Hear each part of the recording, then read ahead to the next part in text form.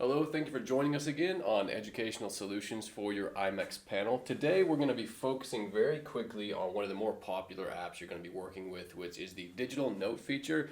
Again, lots we can do with this, lots of creative ways to get use out of it. So we just want to run through the basic features and how to navigate it. First of all, when we come into the board, we have the option to select which background we want. Anything technical which we want to do is going to be on this bottom left-hand corner. Once I hit the menu, I have my options to open, save, import, export, things of that nature, but as well as to switch backgrounds. So again, just for the sake of demonstration, I can choose any color which is available here. I'm going to stick with my basic one here. I can also go to textures and switch whether I want to use lines for handwriting, grids for math, anything of that nature. I have quite a few options. Where this app gets really powerful though is my ability to pull in anything from the browser online to use for my lesson, whether it be for a background or just a secondary viewpoint to look at. So, but for now, let's start out. Let's just go very basic with the whiteboard and see what we can do.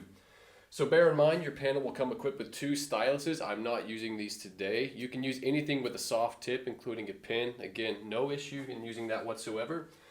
So once I click on this is just my feature. I can choose whether I want to use pen, stylus, paintbrush, and it affects the digital output of ink here.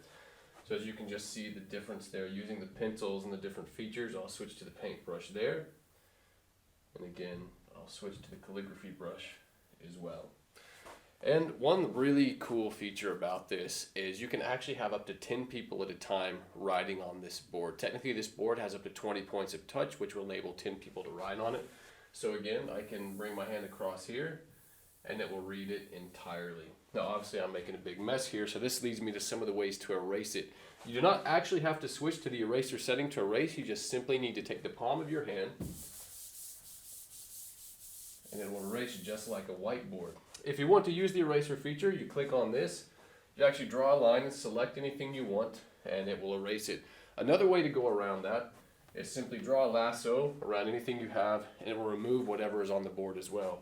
Of course, if nothing is on the board that you need to save, you can simply press the quickly delete button, and that will clean it entirely. In using this, we also have the opportunity to use shapes in our lessons in 2D or 3D. So for the sake of example, let's throw up a triangle here. I simply need to click and drag, and it will appear. And let's actually switch to 3D here and get a cube. Do a different color as well. So again, now that this is up here, here's what we can do with it. Once I select my cursor function, you're going to recognize that from just working on your computer. So this is how you select something. I can select a triangle.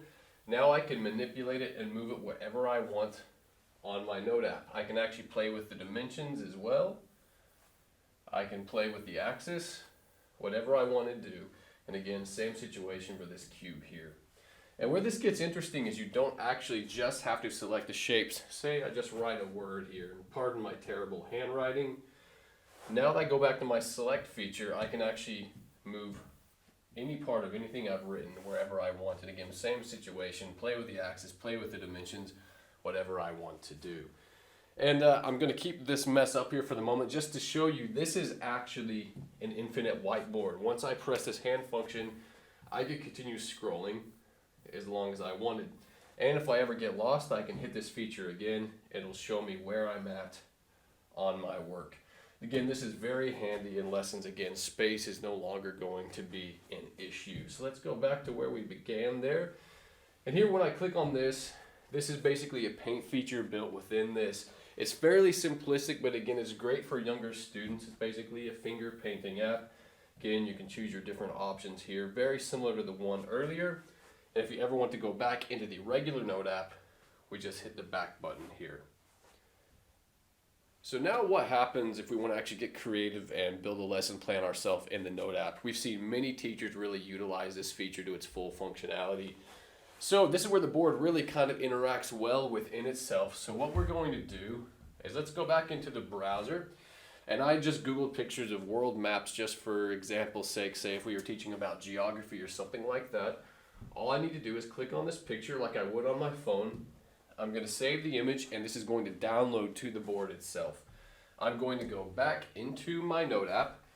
I'm going to go on this left hand side to the import feature. I'm going to click on image. I'm going to go into my downloads And again, here's the picture, which I saved to the board itself. Now that it's on the Note app, I can control it, manipulate it however I want. I can annotate to it, around it. It is now part of my lesson plan if I want to. Now let's actually get a bit more creative and let's add pages to our lesson. Let's say I wanted to switch my background entirely. I'm going to add a second page. And again, remember earlier I mentioned the whiteboard was infinite. Same with the pages, you can just continue adding. And if you need to delete pages, just click on it like so and delete them. So again, let me show you how to add a customized background onto your panel. So again, I'm going to click on background and we have our options, colors, textures. I'm going to go into custom. I'm going to click the add. I'm going to go back into downloads and again find the picture I downloaded previously. And now this is set as my backboard. Gives me the opportunity to write on it. Whatever I want to do, it's going to stay as my background. So you can see if you start getting a bit creative with this, you could customize entire lesson plans quite easily just based on importing and exporting images that you want to. So again, just to show you, if you use the cloud, if you use OneDrive or Google Drive, you can actually save and export that to the drives, whichever feature you're using. You can actually save it to an external hard drive here if you want, or you can save it to the panel itself. So let's say we've done some work on this and I want to save it. I simply click save. I can click which folder I want to save it into, and I'm actually just going to label this as a test. Okay, and that will save and you'll be good to go. I can exit out of the board, come back to open, go back into my documents here, and we see I've saved the test there and it will open.